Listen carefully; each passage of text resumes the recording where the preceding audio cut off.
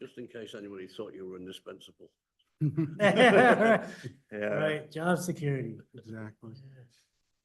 Got to specialize in something, right?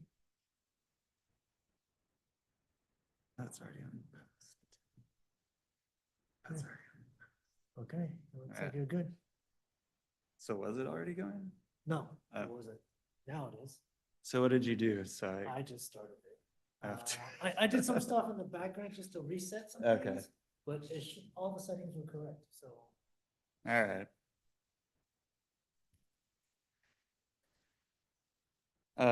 Okay, Shall we move on to item 5? yes, let's do that. That's over to you then, Brian. All right. Let me get my presentation up.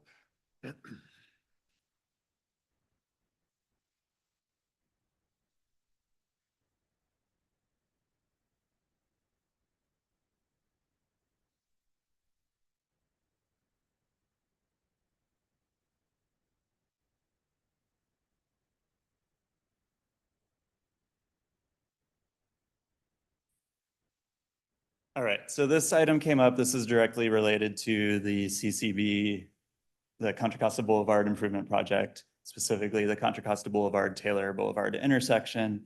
And this came up after several residents called in to ask for something to be done about this issue. Right. And also there's a lot of traffic on social media that you may have seen. So again, the location here, so that's Taylor to the west, Contra Costa Boulevard going north-south. Sun Valley Mall is in the upper right corner here. And then Sun Valley Boulevard in Concord is the street on the right. As you know, lots of construction going on at that intersection. So a lot of changes there. And there's interim conditions that make traffic congestion worse than what will be there in the end once the project is completed, as is usually the case with construction projects. So one of the changes that was made here was that the Taylor Boulevard eastbound to Contra Costa Boulevard southbound slip lane, which is basically the free right going on to Contra Costa Boulevard, has been closed. And so it looks something like this right now. So that lane has been completely removed. Right turns now have to go through the intersection, through the traffic signal to turn right onto Contra Costa Boulevard. There's also right now only 2 lanes going straight through on Taylor. And so it's one of those through lanes that has to be used to make a right turn. That won't be the long-term case. In the long term, there'll be a right turn lane dedicated to that movement.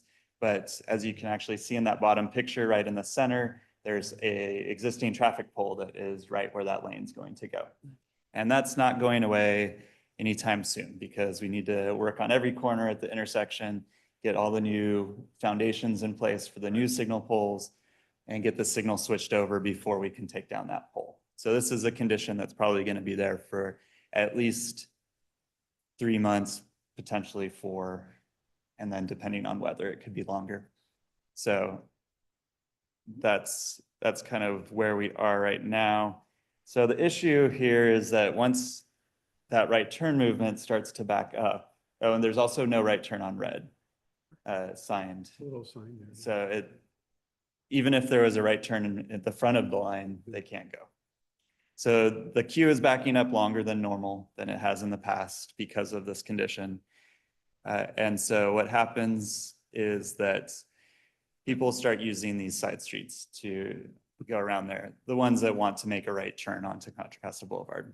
And basically what I've observed is they get to the back of the queue. Some vehicles do this, some drivers get to the back of the queue, whatever street they happen to be at, they make the right turn, head down those side streets, and then make left onto Harriet, and then eventually a right onto Contra Costa Boulevard. So the issue is that these streets are not made to carry through traffic. They're kind of the standard no sidewalk residential neighborhood streets that we've got all over Pleasant Hill. From talking to residents out there, it's always been somewhat of an issue, but it's exacerbated because of this construction that's going on right now. So we started getting more calls about this last week or actually last week, week before.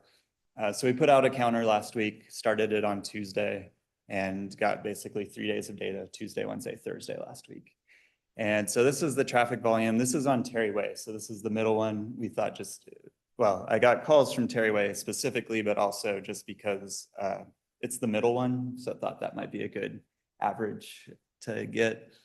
So southbound is the blue, northbound is the orange, and then this is time of day.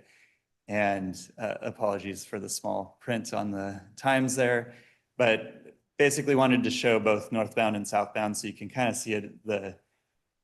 Most streets are more evenly distributed than this, and so that's an indication of cut through traffic. It was interesting to see the various spikes in here. The first spike happens around 7:30 a.m. and goes all the way to 6:30 when it starts to drop off. So it is most of the day. You can see there's a lull in the morning. Now, this is 15-minute counts, and you can see that on the y-axis, it's going up to 7 cars.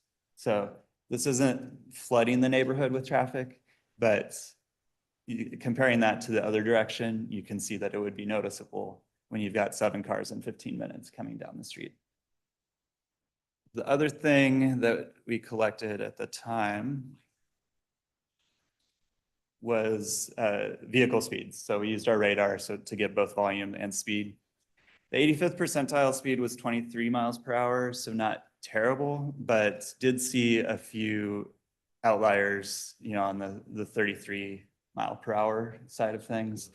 And then a few more in the 30 to 32 mile range. So even though the 85th is about where we would expect it on a street like this, there were still some higher speeds, especially during the afternoon that it captured. And 33 miles per hour on a street as narrow as Terry with no sidewalks is uncomfortable. So can see that there is a near-term need to try and reduce the amount of cut-through traffic on here. So we have several options. I'm gonna say that these could go incrementally depending on if they solve the issue. The first step, and this would apply to Violet, Terry, and Shirley. We can't do anything to just one of these because all that will do is funnel traffic elsewhere. So the first step would just be to put up a sign and say you can't turn right here during certain times of day. This says 4 to 6. That's just because that was the image I found. We can base the times on what we actually see as a problem. So it would be to put that sign up at each of these streets. Probably put that on a barricade that is on the shoulder to try and actually block people from skirting around and turning right. But it still is just a sign, and police department would need to be enforced, and police department resources are tight. So that's why we say this is step 1. See if this starts to address the issue. Step 2 would be to actually do a partial closure. So you couldn't turn, it would actually be a barricade in the road for southbound traffic. So still let northbound traffic out, but try and dissuade people from turning right and going southbound. If we just do a single barricade, people can go around that. So the third step would actually be to close that end of the road completely. There's obviously implications here on emergency access and just access in general to a public street if we block it off completely like that. So call it the third step. I'm not sure that we would want to get there. And to do that, I'd bring it back to this group at that point. But really what staff recommendation is at this point is to try this first step, prohibit right turns during certain times of day, and see if that starts to reduce the amount of cut-through traffic going on there. So that's really what I wanted to discuss today. So we'd turn it back over to you. I'm going to leave it up on this graph to kind of, so we can talk about time of days or the time of day that makes the most sense. have a question, Mr. Chair. I just, I'm sure this was unanticipated when you did the project, obviously Taylor. And it's a major project and it's a very important project to the city. I don't know if it's more of a reactive type of position that you're taking on this, but I'm more familiar with, in these cases, having some type of a standard for a construction traffic routing plan of some sort that has to be thought out and analyzed by the staff and recommended, as opposed to the residents. I totally understand. I mean, yeah, you get more traffic on a local street. It's really surprising, and you know, and who knows how long it's going to last for. And then people realize it's a cut through. But for major construction projects, you know, that's something I would recommend, is coming up with some type of a traffic routing plan, as opposed to, I don't know, kind of a Band-Aid approach. That's the way I see it. And maybe that's something we could discuss, because I'm really not sure if I have an answer for it, but I'd like to hear from you if there's a possibility to consider that for safety purposes mostly, and because people will just get more and more. They're going to figure out ways, you know, unless you have this plan. Yeah, I would say that we've had traffic control plans for this, and we had limits on the hours that work could be done. I would say that part of the challenge was that we set a little bit broader hours on when work could be done to try and bring down the costs, because it came back at a high cost originally, and we had to reject those bids actually. And so we put in some more standard hours and gave a little bit more flexibility on when work would be done. So I wouldn't say that this is a direct result of that, but it's in terms of what was expected or not, I would say that we expected traffic to increase, but that this cut through was not necessarily fully anticipated in terms of this stretch of time where we couldn't open that right turn pocket.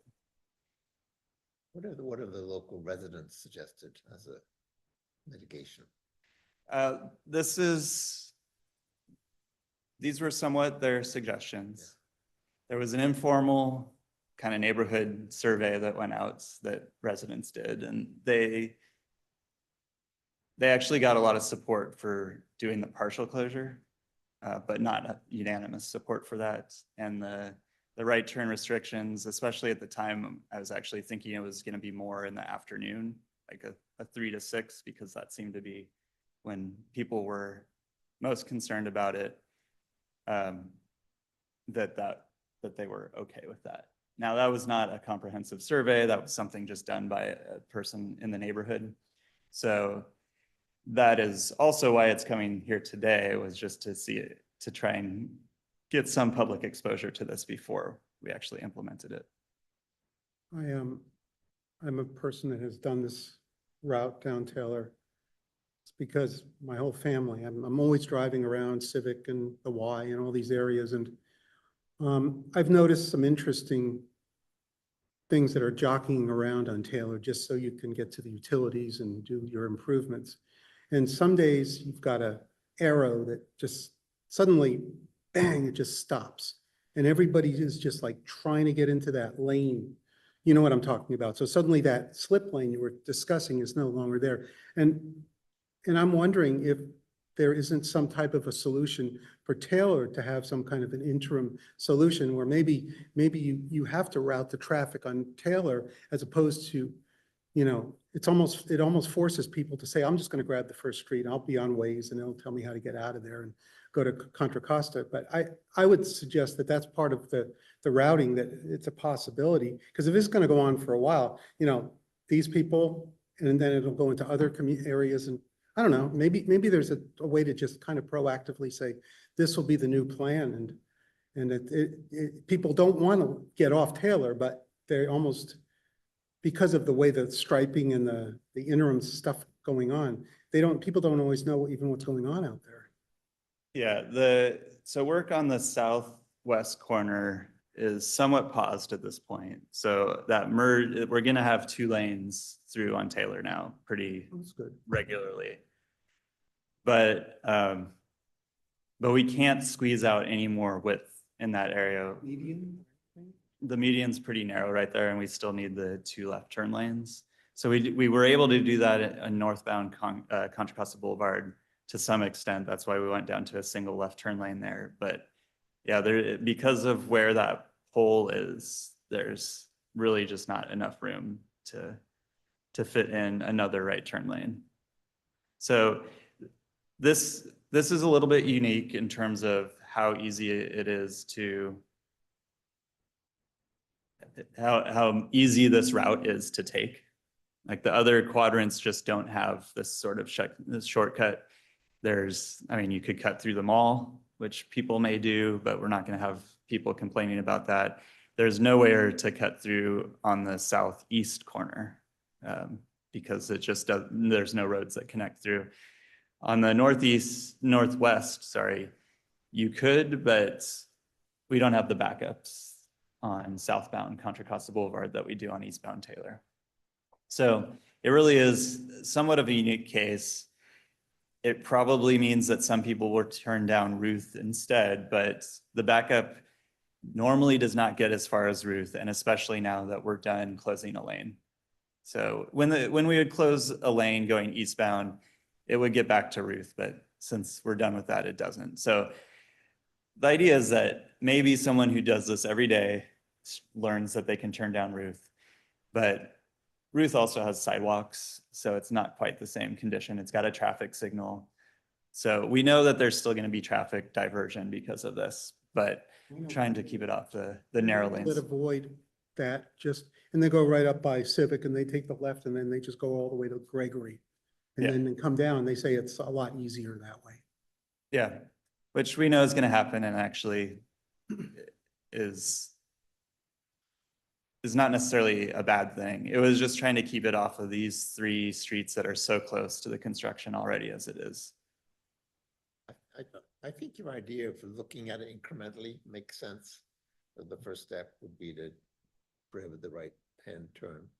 And then if that doesn't seem to do the trick, the suggestion to perhaps barricade part of the street as the neighbors suggested would make sense. But I think the low-cost solution would be to ban the right-hand turns at a certain time of the day. And it looked to me in the chart you had before that even though there's quite a big peak at, I guess, what, 7:30 in the morning? Yep. Doesn't last very long. Yeah. Seems like we are kind of a short peak, but in the afternoon, it's not quite as high, but it's up there, but it lasts for much longer. So perhaps dealing with it, I mean, I don't know, 4:30, 3:30, and sort of in the late afternoon would make sense. And if you were to do this, is this a decision that you can make? It doesn't need to go to city council, or it's just? Yeah, it doesn't need to go to city council because this basically is additional traffic control for construction. It's construction, traffic management. Yeah. One more question, when you got rid of the pork chop, the free right, and then I see just a temporary sign up there that says no right turn. Is that, I mean, It actually what's the decision on the no right on red? Just safe, was that a call that you made for safety or? Yeah, it's hard to see right. You can't see it here. Yeah, the no right turn on red was primarily because of all the reconfiguration of things that, especially making that pretty tight turn. Now, most people are going into the lane against the median when they make that turn. And if they're not necessarily looking to see if both lanes are clear, especially since it's from the through lane. And so as soon as there's one through vehicle there, you can't make the turn anyway, that it didn't have much operational and the safety benefit was high. So that's not in the final plan. Of course, yeah. Right. It's just surprising to see that temporary sign sitting up. Yeah, and it should say no right turn on red, although sometimes the on red part. It's a temporary sign. Yeah, it is. There is one on the far side signal pole as well. Oh. So we do have 2 signs. On the but other side? Yeah, Oh, on I the other didn't see side. that. Okay, Yeah. thank you. Ryan, how long is the project supposed to last for? April is when we're scheduled to be done. Don't know how the weather is going to hold out for us this year, but that's final. that's mostly complete. So the signal we're hoping is up and running in February with the new poles and everything. So, just playing devil's advocate for the moment, I've been involved in schemes like this before, projects like this. Before, I like the word and- project better than scheme. Actually, it was traffic management and people in those particular side streets, sort of 50% of them made the complaint. And then when measures were put in, the other 50% complained that it constrained their movements and all sorts of other things. So I'm not sure how you're going to publicize it to the residents, but preparing everybody for it might try and forestall some. If it could be explained, I don't know, whether a flyer or something like that. So Yeah. that you don't get that polarization, and Right. because that doesn't get us anywhere, does it? You know, Right. Yeah, I like the idea of trying to do some additional outreach. We can flyer, I mean, we've done lots of door-to-door stuff for this project, Right. especially for those residents directly on Contra Costa Boulevard. So we could do that for this and just leave a flyer with the contact info and could hear back. And maybe, yeah, and just say, here's the current plan. Please let us know if you have any questions. So, yeah, we can do that before implementing. I and think. it was sort of, the worst flow rate was 7 per 15 minutes, which is less than 30 an hour, which is 1 every 2 minutes. I know it's not distributed like that, of course. Yeah, but It's very low flow. Yeah. actually. it is. And so definitely part of this is perception, Yes, yes. but it does seem like this neighborhood is the most affected by the construction. And so- also, just in their defense, it's the unpredictability of construction. Yeah. I mean, you might have to go pick your kid up and, you think, oh, it's 2 minutes and, it's okay, there's a little construction, but then suddenly you're dead, So I don't know. Yeah, I would agree on taking an incremental approach though. I think that's the best way by far. okay. If you come in straight away with draconian measures, Um, you'll set up a firestorm that you didn't deserve. Yeah, I don't think you really can take a draconian measure at this time, though, because the project report is the project report, they stick to Right. what it is. I think flyers would be a good idea. Okay. Some kind of public Yeah. relations. yeah. So we'll distribute those out to residents on those 3 streets and get the feedback, and then do we like the idea of just focus on like the 3 o'clock to 6 o'clock, where it seems a little bit more sustained at the higher levels? Is that, Whatever your, observations are, and also that if something does come up, someone has the ability to call the city and let them know, like, oh, they forgot to take this signs down, and things are backed up on Taylor all the way to wherever, so. Yeah, I think 3 to 6. I mean, to your point, it isn't really a lot of traffic. Yeah. It's not, but it's the perception, and I live there. it is a residential street. It's narrow. There's no sidewalks. The cars park. I could see why the residents would be concerned about it. Even though it's a relatively small volume, it's, as you said at the beginning, those streets are not really made for that kind of traffic. yeah, And also, like you suggested, the timeline, like how long is this going to last for? People want to know that. Do they also have signs that you could say like maybe no through traffic at all, period, to Contra Costa Boulevard? we could, but I would say that's even harder to enforce, and Get the people fall know and see where they that. go. Yeah, exactly. Yeah. So I think just did think about that, but it was just feeling like having a clearer message that you just can't turn right here is easier to define than trying to, I mean, they have to be self-enforcing almost. it's still self-enforcing, but it's a little bit, then every vehicle going down that street that is Well, I violating think them. that works 90% of the time. Yeah. Just the odd hooligan. That's a you get. question to you, sir. Would you give a ticket to somebody that took the right? I- Usually anytime when we have new type of signage that goes up in the city, there's an educational period. Yeah. When it comes up, so. Because everyone's gonna say, oh, I drive this all the time. I've never seen that sign before. I didn't notice it, so. That might be something to consider, but it sounds like it probably could be some of the same people, the commuters that are going through it. So I would imagine they probably see the sign. Yeah, and again, I'm thinking it's on a barricade and kind of out in the lane as opposed to a post on Yeah. someone's lawn, so It I would think have to it'll be a little out bit. so they could see it yeah. for sure. And, So even though, I mean, I think I would put it on a barricade like this. It's just the barricade would not stick into the side street, it would be kind of sticking into Taylor a bit to really get their attention. that's a good idea. So Public Works would put up these signs up every day then? Is that how they- No, it would just, this would just stay up on a barricade at those locations, because this is time of day anyway. So it would just be out there.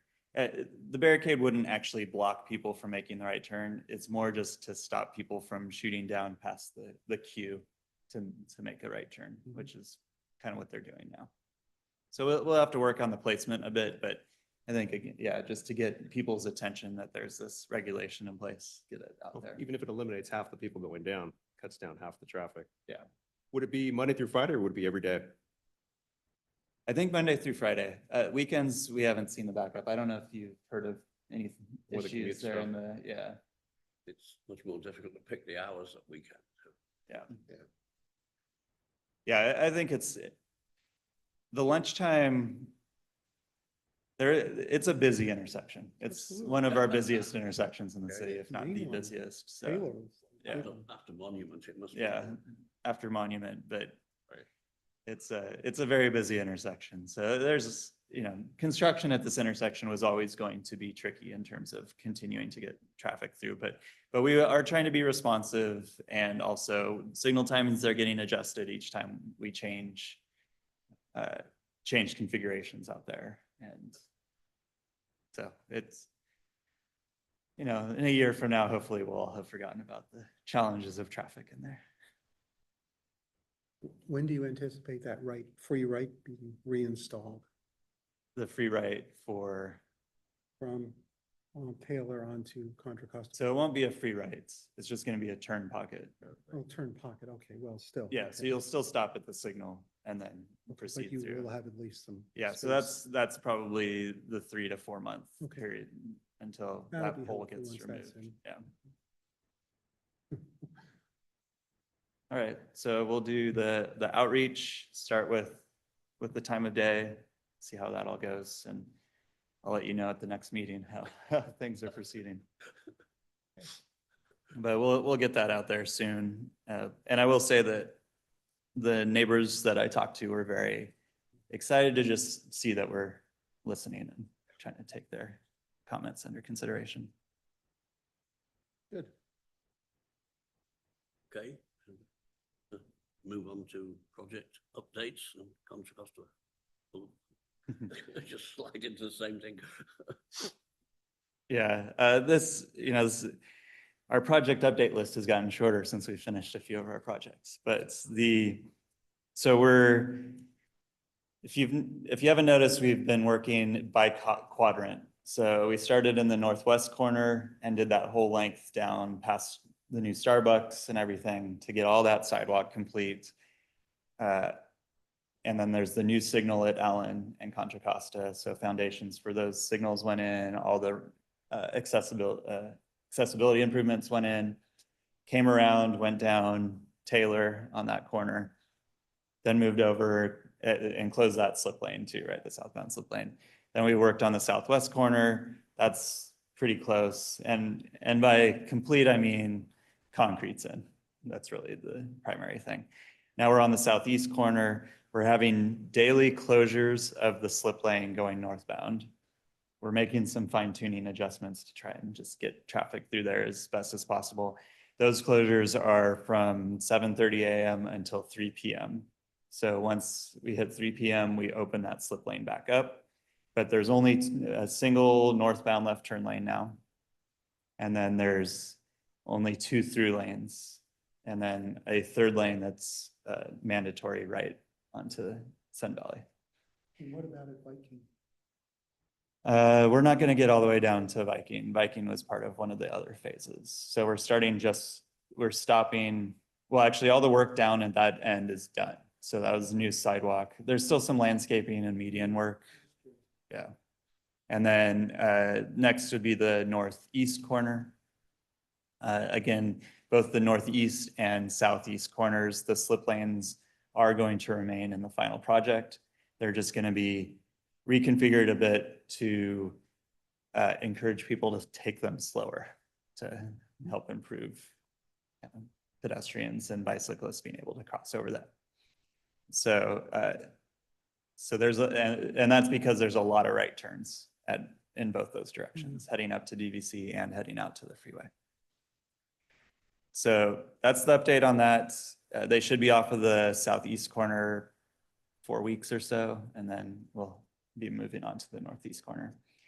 And then once all the signal foundations are in, we'll move towards replacing or actually standing up the signal poles, the new signal poles. Then the next part would be the medians and doing some new curb work on the medians, doing all the landscaping after all those trees came down, and then new streetlights to match the other portions of Contra Costa Boulevard. So that's kind of where that project is. We continue just to follow a northbound, you can work 7:30 to 3, and then southbound, you can work 9:30 to, or you can do lane closures from 9:30 to 5, basically, which I don't think they've worked to 5 yet, but they are allowed to do that. So that's the update on that. Thank you. Okay, Okay, okay, so we move on to item 7, Commissioner and Leah's report. Yeah, so I'll start. Richard, you had asked for kind of a debrief on the Bike Family Fest. Yeah. I thought it was very interesting. It was. It's good. Yeah, well, And I had some pictures to share, so yeah, that's why I'm the gonna. best way to keep kids safe is to educate them, is my view. There's 2 windows. Let me see if this works.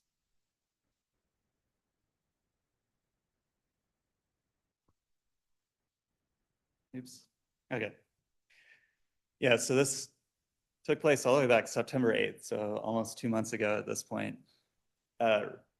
Really well attended, volunteers. It was pretty much basically all volunteers, right? And it turned out really well. I think all the council members plus a few of the candidates, maybe even all of the candidates showed up. Several of you were there. So it was, and everybody had great things to say about it. So I think it was very successful. We'll see if the leaders can make it happen again in the near future, or if this is an every couple year thing, but very well attended. This is the library parking lot with it all set up. You can, I have more pictures of it, but you can see the number of bikes even just parked up there. And then several different areas. They had the off-road course, the advanced course off the screen here on the bottom left in the dirt lot that the park district has. And then the kind of the kid area in there. And they had a whole passport system. Let's see, yeah, so here's just the bike racks. I think they set up, it was around 800 kids. And then, so you gotta figure several hundred parents as well there, so big turnout. This is some weird formatting that. It might become annual or biannual. I hope so. Like, I just think it's a really good way to get everybody out there, but it required a lot of time Yeah, from yeah. Cara Yeah, Dion, these who things aren't put put on the whole together easily. thing. Yeah. And with a lot of support from the Area Bike Project was the other big supporter, but Cara Dion put in a lot of effort herself into making all this happen. There's a passport station. So kids got very into going around to each of the booths and getting their passport stamped so that they could get their prize. And at the same time, trick them into actually giving us input on things. So actually more so the parents, right? Because they were with the kids, but every school had the booth to get dots put on about where they have challenges riding, but also drawing out their routes that they take on the maps, which kids always love to look at maps. So that worked out really well. Yeah, and then a couple other booths, and then we had a booth there and got input on a couple different projects that we've talked about before, the Monument Boulevard corridor and the We're Coggins very Drive. busy, I saw. Yeah, yes. Yeah, it was nonstop. I don't think I took a break talking No, at all no. for the, what, 4 hours that it was, 3 hours? I forget the time, but it was good. It was, and so, you know, we have other pictures like this. We have comments that were written on there that I'm going to use directly into grant applications. So really helpful input on that. And then got a list of other issues throughout the city. So it was useful. I may bring someone with me next time. For a while, I had my daughter stamping passports, so There I you go. could talk. Yeah, so that was kind of the debrief on that. Volunteers are actually assembling all the maps still, so I'm hoping to get those soon. They're trying to get some data from the school district on kind of addresses of people, well, not addresses, but The hot attendees, spots of, yeah. yeah. That would be very useful. Yeah, and then overlay that with the routes that we got to help kind of prioritize where improvements can go. As a result, or not tied into this, several other schools are rolling out walk and roll programs, like Pleasant Hill Elementary that we've talked about before. Pleasant Hill Elementary has been going on for 3 years or so with the incentives to ride and walk. And now Strandwood has a program and Gregory Gardens Elementary has a program. So there was a goal in Central County to get 12 schools signed up for similar programs just throughout Central County by the end of or within a year. And Kara's leading that effort now for CCTA, and she already has 6 in basically 3 months signed up. So making good progress on that. But I think it just, you know, brings a lot of attention to biking, shows that there's a lot of demand for biking in the city, and just also collects a lot of really good input on those types of things. So, and it coupled with the riding classes, all of that. So I think really good event. Great event, I thought, a great event. Okay, All right. And then the other thing I wanted to make sure we mentioned was, you probably all heard about the fatal motorcycle crash that we had 2 weeks ago now, I believe. On Contra Costa. 23rd On of Contra Costa, yeah, on Contra Costa Mhm. Boulevard. An 18-year-old was on a motorcycle and was killed when he crashed into a car. Just wanted, Jason, I don't know if you could give an update on where Did we you are guys on know the that. basics on the collision already? Oh, may as well hear it from you. You're the expert. Yeah, so this was October 23rd, about 6:40 in the afternoon. We responded to a crash at Contra Costa Boulevard in Dexter. Officers determined that a motorcycle that was traveling northbound collided with a vehicle that was turning left onto Dexter from southbound Contra Costa Boulevard. The motorcyclist was an 18-year-old Pleasant Hill resident, sustained major injuries. Because of the accident, he was transported to the hospital where he later passed away from his injuries from the accident. The driver of the sedan remained at the scene, was cooperative. Everything is currently still under investigation right now. It's going to take a little bit of time, you know, with all the factual diagrams, all the vehicle inspections that have to happen. So it's currently being investigated. Wow. Yeah, we understand the legal implication, how much you can say at the moment, all the rest of it. But Though not traffic related, you've had a busy month. I mean, with the double murder on there too, and that, I've never seen so many emergency vehicles. I mean, there must have been 30 or 40 of them just lined up and down Contra Costa into the apartment complex.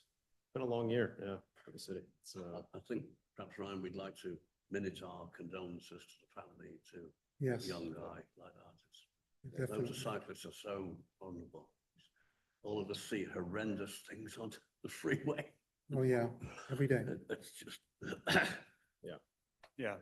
And this, I mean, this is part of what this commission is here for, is to, you know, we're working towards Vision Zero of Yeah. eliminating severe and fatal crashes. And so we want to think about what can be taken from this as the investigation unfolds and think about that. So we'll talk more about that as, We would As appreciate things get that. wrapped up. Yes, thank you. Yeah.